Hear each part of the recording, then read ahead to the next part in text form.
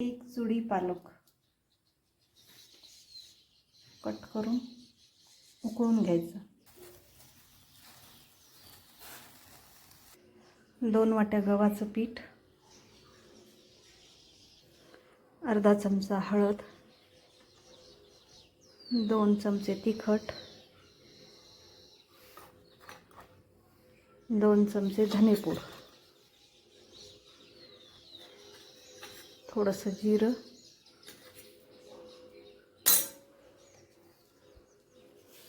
तीळ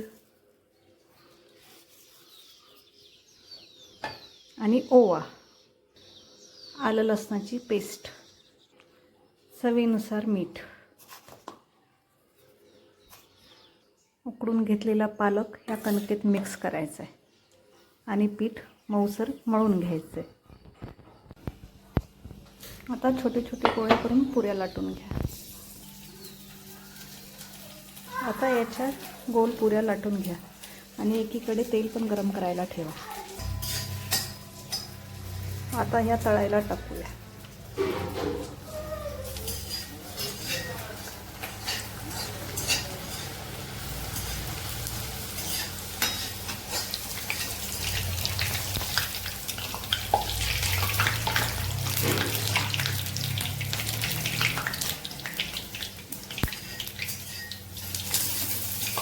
या झाल्या आपल्या टिफिन स्पेशल पालक पुऱ्या ready. And tiffin is ready.